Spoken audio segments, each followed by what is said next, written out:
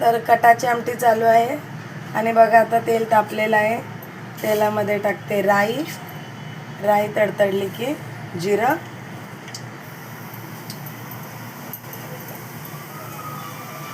कढीपत्ता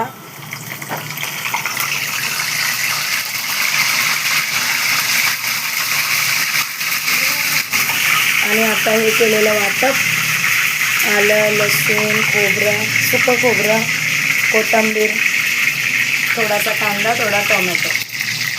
आता तो टाकून छानपैकी भाजून घेतो आहे.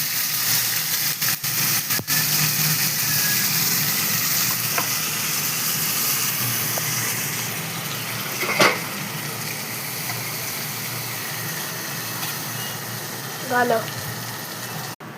तर बघू शकता तुम्ही मसाल्याला छान तेल सुटलेलं आहे. आता त्यामध्ये मसाले घालते. हे बघा, धनेपूड,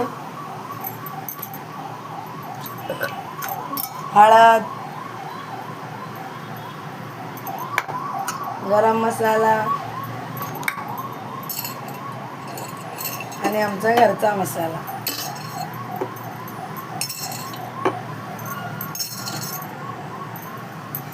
आता हे छानपैकी भाजलं की यामध्ये हे डाळीचं पाणी टाकणार आहे, शिजवलेलं आहे.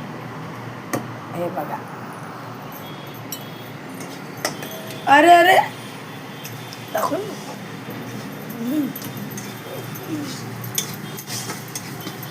चला आता याला भाजून घेऊ आणि त्यानंतर मग हे आमटीचं पाणी त्यामध्ये टाक.